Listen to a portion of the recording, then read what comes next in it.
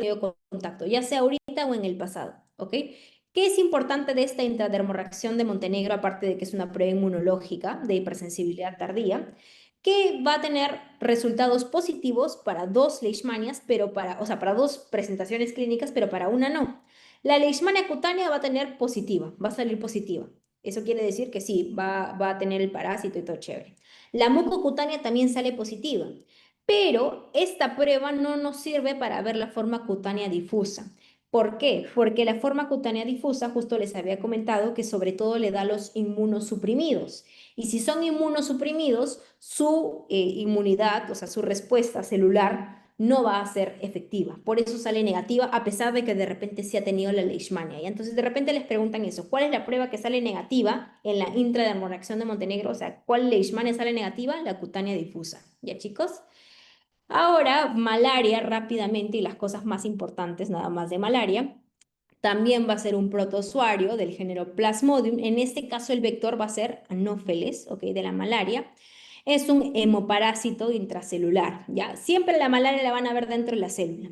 El vector va a ser el mosquito hembra, por si acaso. Me estaba faltando algo importante decirles. Tanto la lutzomia como acá el Anopheles siempre son hembras, son los vectores hembras, mosquito hembra o flebótomo hembra, ¿ya? El macho no transmite la malaria. Ahora, la malaria tiene varias especies, varios tipos. Ya tienen ustedes el Plasmodium falciparum, porque por cierto, la malaria se produce por el parásito Plasmodium, ¿ya? Entonces tienen Plasmodium falciparum, Plasmodium vivax, Plasmodium malariae, Plasmodium ovale y Knowlesi. Desde ya le voy diciendo Knowlesi, nunca le preguntan y no importa, pero sí importan los demás, ¿ya? En Perú tenemos todos menos el oval, ¿ok? Plasmodium oval no tenemos nosotros en Perú, pero sí tenemos Falciparum, Vivax y Malariae. ¿Qué tienes que saber tú? Acuérdate de esto, te voy a dar fijas ahorita porque sé que ya tienes sueño. Falciparum, chicos, es la forma más mortal, la forma más peligrosa. Si ustedes les preguntan cuál es la más peligrosa, Plasmodium falciparum, ¿ya? Vivax es la más abundante aquí en nuestro país. Si ustedes piensan cuál hay más en Perú, la malaria que hay más en Perú es Plasmodium vivax, ¿ya? Y otra cosa que suelen preguntarles es el tipo de fiebre que puedes causarte cada uno, ¿ya? O digamos la característica de la fiebre, ¿ya? Una es la fiebre terciana, maligna, que si es que les he dicho que falciparum es el más grave, esta va a ser la maligna, y Plasmodium vivax va a ser la fiebre terciana benigna, ¿ok? Y por último, la diferencia con Plasmodium malariae es que la fiebre en esta va a ser cuartana. No te preocupes si no sabes todavía qué es fiebre cuartana terciana, tengo una PPT donde le voy a explicar un poquito mejor, ¿ya? Entonces, falciparum, recuerda, es la más peligrosa, produce la fiebre terciana maligna, Vivax produce la fiebre terciana benigna y es la más común en Perú, y Malariae produce la fiebre cuartana. ¿Qué más tienes que saber? Hay algunos pacientes que naturalmente presentan protección contra esta malaria. ¿Qué quiere decir? Que no les va a dar la malaria, son como privilegiados porque tienen una característica que los protege. Los pacientes con anemia falciforme no les da malaria, chicos, ya no les da malaria. ¿Por qué? Porque sus eritrocitos son deformes, tienen forma de hoz, entonces la malaria no los puede infectar. Estos pacientes naturalmente son inmunes a la malaria. ¿Qué más? Los pacientes con déficit de glucosa 6-fosfato deshidrogenasa y también con talasemias. Son, digamos, déficits tanto de enzimáticos del eritrocito como en la forma que hacen que estos pacientes estén protegidos de la malaria. Entonces, ¿qué cosas te pueden preguntar? Mira, por ejemplo, la malaria tiene varios estadios. Tiene un estadio de trofozoito inmaduro, que también se le llama como en forma de anillo, el trofozoito inmaduro. Tiene una forma de trofozoito maduro, tiene una forma de esquizonte, ¿ok? Esquizonte eritrocitario y una forma de gametocito, ¿ya? Y hay algunas cosas más importantes que otras. Por ejemplo, vamos a hablar ahorita rapidito de Plasmodium falciparum, ¿ya? La forma de trofozoito de Plasmodium falciparum, el trofozoito inmaduro, anular, se diferencia de todos los demás porque tiene varios anillos. Mira, tiene una, dos, tres anillos. Los demás trofozoitos tienen un solo anillo. Entonces, ahí hay una diferencia. Falciparum tiene varios anillos. ¿Qué más? A ver. En el caso del trofozoito maduro, falciparum va a tener unos gránulos que son importantes. Espérame que te cambio de color. Ya. Acá se llaman los gránulos de Maurer, ¿ya? Son como estas estructuritas de aquí, que son características del trofozoito maduro. De repente te lo preguntan, igual te voy a decir lo más importante nada más. Y lo más relevante de Falciparum es que el gametocito tiene forma de banana, dicen, de plátano, de salchicha, de banana, ¿ya? El gametocito. Entonces, de Falciparum, ¿qué te vas a acordar? Que el trofozoito inmaduro tiene varios anillos, que el trofozoito maduro tiene estas estructuras que son los granos de Maurer, y que el gametocito va a tener en forma de, o sea, va a ser en forma de salchicha de banana, ¿ya? Este es bien característico porque mira, los otros gametocitos no son así. Entonces, si tú ves un eritrocito con un gametocito así, tú vas a decir, eso es un Plasmodium falciparum. Ahora, de vivax y de oval, Plasmodium vivax y oval, tienes que acordarte que los dos agrandan el eritrocito. Los demás no cambian tanto la forma, pero vivax y oval sí lo hacen más grande. Oval hace la forma de óvalo casi, ¿no? Por eso se llama oval, ¿no? Entonces, de vivax, ¿qué te acordabas? Era el más común acá en Perú. Acá el trofozoito inmaduro, como ves, tiene solamente un anillo.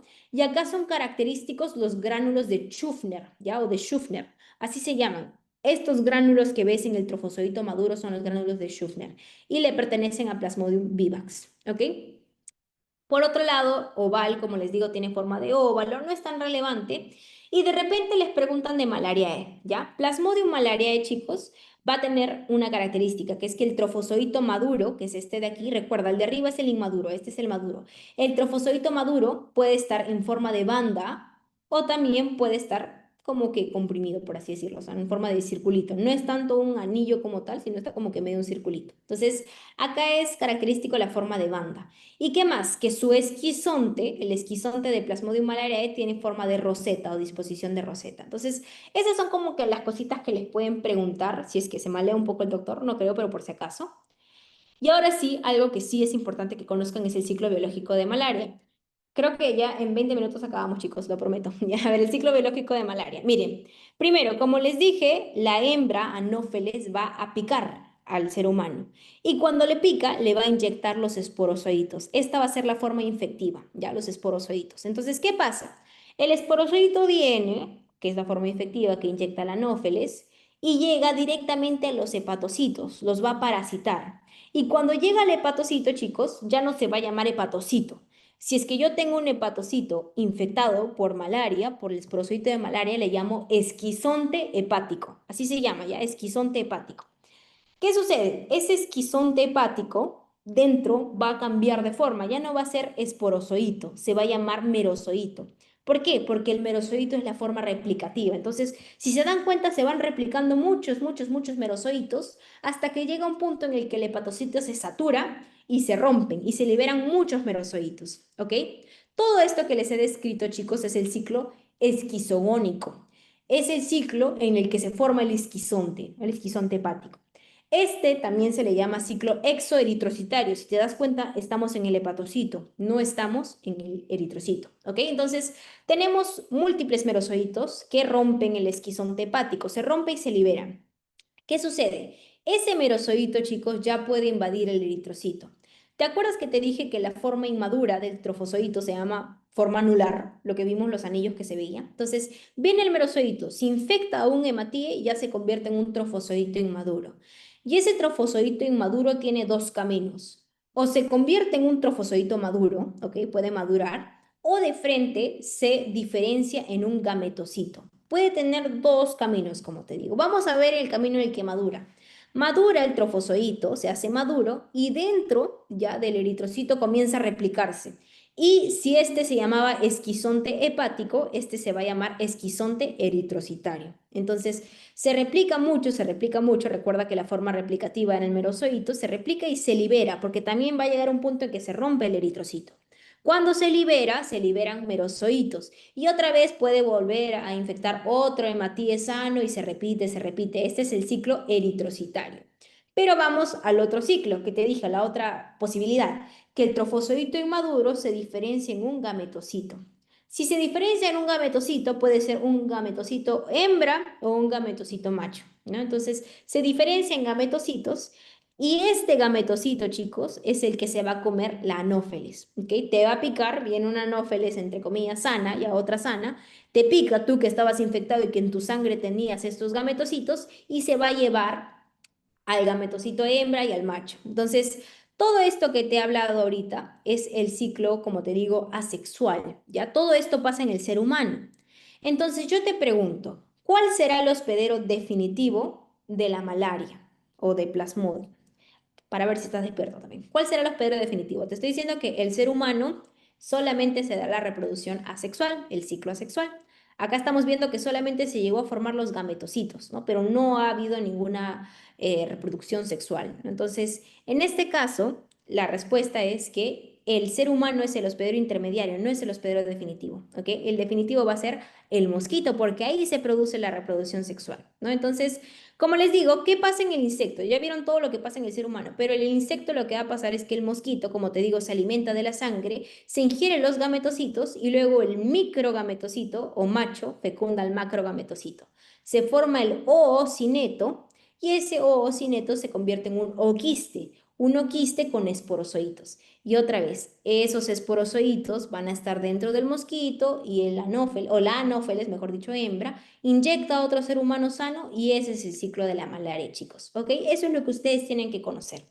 Ahora, acá hay una mnemotecnia básicamente para que vean cómo se pueden acordar cuál es el estadio que ingiere el mosquito, cuál es el que se inocula, etcétera, etcétera. Pero hay una cosa que también es importante de malaria, que de repente les pueden preguntar. No sé si ustedes han escuchado de los hipnozoitos, ¿ya? ¿Qué son estos hipnozoitos? Se dice que es la forma latente de la malaria, ¿ya? ¿Qué tienes que acordarte? Solamente dos especies de Plasmodium pueden producir hipnozoitos. ¿Cuáles son? Plasmodium vivax y Plasmodium ovale. Solo esos dos pueden producir los hipnozoitos, ¿ya chicos? Falciparum no. ¿Y con qué se asocia el hipnozoito? El hipnozoito es este de acá. Imagínate, ¿ya? El Plasmodium vivax entró acá. ¿Qué pasa? El Plasmodium vivax vino, entró al hepatocito y dijo, no, yo no quiero ponerme en el riesgo de multiplicarme tanto que luego se rompa y luego, no sé, el sistema inmune venga, qué sé yo me quedo en la célula. Entonces, es una forma, digamos, latente, ¿ya? Se queda dormido, se dice. Pero llega un punto en que sí se quiere replicar, pasan meses, pasan años, se replica y luego tienes la fase activa de la enfermedad. Entonces, esta es la forma latente que se asocia, como les digo, a las recaídas. Y lo importante es que te acuerdes que el hipnozoito solo lo tienen Vivax y Oval, ¿ya? Y acá está lo que te decía de las fiebres. ¿Qué quiere decir fiebre terciana, fiebre benigna terciana o cuartana? Todo esto que te he hablado se produce, la ruptura, sobre todo de los hematíes, se produce cada cierto tiempo. Esto que te decía de que se replican hasta que se rompen y se liberan, se produce cada 48 horas en el caso de Plasmodium falciparum. En el caso de Plasmodium vivax y oval también se produce cada 48 horas. Se replican y cada 48 horas se va destruyendo el eritrocito liberando melanozoitos. Pero ¿qué sucede? En el caso de Plasmodium malariae, esa ruptura no ocurre en 48 horas, sino en 72 horas. Entonces, esa es la razón por la que al Plasmodium falciparum le conocemos como la fiebre terciana maligna. ¿Qué quiere decir? Pasa un día, pasa otro día, primeras 24 horas, 48 horas, y al tercer día tiene fiebre el paciente. Entonces, básicamente así se va dando esta fiebre terciana.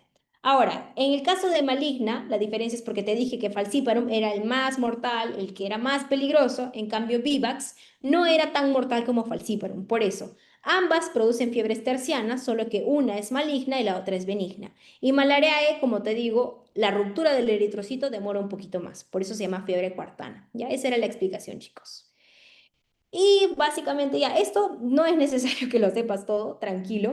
Lo que tienes que saber básicamente es la clínica. La clínica es una fiebre bastante alta en el caso de malaria, te pueden poner un caso clínico, hay sudoración, hay cefalea, hay mialgias. También como está produciéndose ruptura de eritrocitos, como te digo, el esquizonte eritrocitario se llenaba de merocitos y se rompía. Entonces hay hemólisis, hay anemia hemolítica y eso se pueden acompañar de ictericia, esplenomegalia, hepatomegalia. Básicamente eso con respecto a esto. Ahora, la malaria grave, como te decía, sobre todo se da en el caso de Plasmodium falciparum. Vivax también puede ser grave, ya también puede ser grave, pero no tan grave como falciparum, ¿ok? Ahora, como te digo, si el caso clínico es de un paciente en Perú, probablemente tú tienes que pensar en Vivax, ya Vivax hay más aquí. Ahora, ¿cómo sospechas tú de malaria grave, que hay alteración del sensorio, que hay convulsiones inclusive? Y las complicaciones pueden ser la insuficiencia renal, malaria cerebral, shock, ictericia, hipoglucemia, inclusive la muerte en estos pacientes, ¿no? Ahora sí, el diagnóstico de malaria. El diagnóstico, el gold standard, si a ti te preguntan cuál es el gold standard para diagnosticar malaria, solo hay una respuesta y es la gota gruesa. La gota gruesa es el gold standard. ¿Por qué? Porque, a ver, ¿cuál es la diferencia? Para que ustedes más o menos entiendan cuál es la diferencia entre frotis sanguíneo y gota gruesa. La gota gruesa es que literalmente tomaron la sangre del paciente y pusieron la gota de sangre ahí. No la han arrastrado, no la han, digamos, ¿cómo decirlo? No la han aplanado. En cambio, el frotis sanguíneo sí, le han puesto la gota, pero lo han como esparcido. No sé si se ve la diferencia. El frotis sanguíneo sería está esparcida la sangre. La gota gruesa es la gota tal cual. ¿Por qué nos sirve la gota gruesa para malaria? Porque detectas una gran cantidad de parásitos, ¿ok? Entonces, gold standard de malaria, gota gruesa. También puedes hacer frotis sanguíneo, ya también puedes ver la carga parasitemia. Ahora, también hay otras pruebas, pero siempre, como te digo, lo que te pueden preguntar es sobre todo el gold standard, que es la gota gruesa. También se puede hacer PCR, evidentemente, también serología, ¿no? Pero sobre todo acuérdate de la gota gruesa. Ahora sí, con respecto a hidatidosis, y ya con esto terminamos, bueno, falta cistercosis, pero es muy rápido. El causante de hidatidosis es Echinococcus granulosus, chicos, ¿ok? Entonces, si ustedes le dicen quiste hidatídico, Echinococcus granulosus. ¿Qué tienes que acordarte? La hidatidosis o Echinococcus granulosus es un cesto, y como todo cesto, tiene su estructura bien marcada, ¿no? Tiene su escólex, tiene sus proglótides, que es una proglótida inmadura, una proglótida madura, y ya la grávida es la que tiene los huevos. Y bueno, básicamente eso es para repasar un poquito la estructura de los cestos, ¿no? Que ya lo has visto, tú ya has tenido tus clases de TNA incluso, creo. Entonces ya eso ya lo saben. A ver, Echinococcus granulosus. ¿Qué tienes que saber tú? ¿Cuáles son los hospederos? El hospedero definitivo de Echinococcus granulosus, chicos, es el perrito. El perro es el hospedero definitivo. En él está el adulto, en él se da el ciclo sexual. Los hospederos intermediarios, ¿quiénes son? Las ovejas, las cabras. Por eso siempre si les ponen un caso clínico o ven algún paciente contagiado, siempre está la sospecha de si es ganadero de repente, si es pastor, si viven en las chacras donde se crían estos animales, porque por ahí puede ocurrir el contagio. ¿Qué pasa con el ser humano? El ser humano no está en este ciclo naturalmente, no debería contagiarse de Echinococcus, entonces a eso le llamamos un hospedero accidental. El ser humano es un hospedero accidental en este caso. Las formas de infección, en este caso, van a ser el consumo de alimentos con heces de perros. Como te digo, el perrito es el hospedero definitivo. El perrito va a defecar y en sus heces vamos a tener a los equinococcus granulosos. Entonces, el ser humano puede consumir alimentos que estén contaminados con esas heces o también puede pasar que tengas tu perrito hace sus heces y tú sabes que el perrito se revuelca donde quiere y en su pelaje puede quedarse restos de sus heces y luego tú estás chapando a tu perrito. Entonces, ahí también te puedes contagiar, ¿no? De los huevitos en el pelaje. La forma infectiva en este caso que nosotros nos contagiamos, el ser humano se contagia es ingiriendo el huevo por si acaso, ¿ya? Entonces, básicamente para recordar el ciclo biológico, como te digo, el hospedero definitivo es el perro. El perro va a tener al adulto en su intestino delgado. ¿Qué va a pasar? Como te dije, tenías la proglótide grávida, el adulto tiene la proglótide grávida y una vez el perro haga sus heces, se va a liberar el huevo. El huevo de Echinococcus, chicos, el huevo embrionado, va a ser consumido por el hospedero intermediario. En este caso, la cabra, la oveja, como te dije. Este es el ciclo natural, esto es lo que debería pasar, ¿ya? La oveja se come el huevo y dentro del intestino se libera del huevo, porque por cierto, los cestos tienen dentro la oncósfera. No sé si han escuchado oncósfera, larva hexacantha, embrión hexacantha. Entonces, se libera el huevo, se libera la oncósfera, mejor dicho, y esta oncósfera es la que se adhiere y penetra la pared intestinal de la oveja. ¿Qué pasa cuando penetras la pared intestinal? Tienes acceso al torrente sanguíneo y eso es lo que va a pasar. La oncósfera, en este caso, se va a ir a la sangre y de la sangre va a preferir los tejidos, en este caso lo que prefiere sobre todo es el pulmón y el hígado, y ahí la oncósfera va a penetrar también y va a formar el quiste hidatídico. Entonces, el quiste hidatídico, chicos, se forma sobre todo en el hígado y en los pulmones. ¿Y qué crees que pasa? Al perrito que vive en la chacra, por ejemplo, ¿de qué lo alimentan? No le van a dar la carne, pues le dan las vísceras, le dan el hígado. Y el perro se ingiere el quiste datídico y así se contagia y se forma otra vez el ciclo que ya te expliqué. ¿Dónde entra el ser humano acá? El ser humano, como te digo, porque se chapa a su perro que tenía contagiado su pelaje con las heces o porque come alimentos que están contaminados con las heces del perro, el ser humano va a ingerir los huevos y va a pasar lo mismo. Pero en este caso, ¿qué crees que va a pasar? Va a ser lo mismo que la oveja, pero en este caso el ser humano. La oncósfera se libera, penetra el intestino, viaja al torrente sanguíneo y en el ser humano la oncósfera va a ir a diferentes tejidos, sobre todo ¿a dónde? Al hígado y al pulmón. Entonces, cuando va al hígado y al pulmón, ahí se van a formar los quistes hidatídicos. Entonces, básicamente esa es la forma de el ciclo biológico de la hidatidosis. Recuerda, el ser humano es el hospedero intermediario accidental. Él no tendría por qué infectarse. Normalmente el ciclo está entre el perro, el definitivo, y las ovejas o los animales de las chacras y tal, ¿no? Entonces, otra cosa que podría ser importante que sepas son las partes del quiste datídico, ¿ya? Hay una capa fibrosa, que es la capa externa, que lo que permite es la reacción inflamatoria del huésped, ¿ya? Tienes una capa laminar, que es el ectocisto, y tienes una capa germinal, que está por la parte interior. ¿Qué tienes que conocer tú? La vesícula prolígera, este es el quiste datídico por si acaso, la vesícula prolígera contiene muchos protoescólex. Los protoescólex son los que se liberan y llegaban a los tejidos, ¿te acuerdas? Entonces, y llegaban a convertirse luego en adulto, ¿no? Pero eso pasa en el perrito. Entonces, las vesículas prolígeras son las que están en contacto con esta capita, que es la capa germinal, ¿ok? ¿Qué pasa cuando se desprende esa vesícula prolígera y ya no está en contacto con la capa germinal? Le llamamos quiste hijo. Y cuando ya se liberan totalmente los escólex, ya no están ni siquiera en una vesícula, sino están liberados, se llama arenilla hidatídica. De repente te preguntan eso, entonces por si acaso lo pongo. Ahora, con respecto a las manifestaciones clínicas, la verdad suele ser asintomático, esto es cierto, puede estar latente muchos años. Puede ser que el paciente en su juventud fue a una chacra, se quedó, tenía un perrito, había una oveja por ahí, entonces puede suceder, sí, que esté latente el contagio y recién a los 20 años aparece por efecto de masa el quiste datídico, ¿no? Y las dos presentaciones principales son el quiste datídico hepático y el quiste datídico pulmonar, ¿ya? En el hígado, ¿qué va a producir? En el hígado produce dolor, en el hipocondrio derecho, puede producir una masa ahí, el quiste creciendo, puede producir ictericia, ascitis, eso lo pueden ver en algunos pacientes, o también puede irse, como les decía, el quiste datídico, puede irse al pulmón. Entonces, este es el segundo órgano. Si te preguntan cuál es el primer órgano, es el hígado, el segundo órgano es el pulmón. ¿Cuál es la clínica aquí? El paciente va a toser con sangre, hay hemoptisis, hay tos, hay disnea, hay dolor torácico, ¿ya? La vómica es también algo característico de la edatidosis pulmonar, por si te lo ponen en un caso clínico. Es cuando expulsas básicamente el contenido del quiste, los expulsas por la boca, ¿ya? Es una característica de la hidatidosis pulmonar, ¿ok?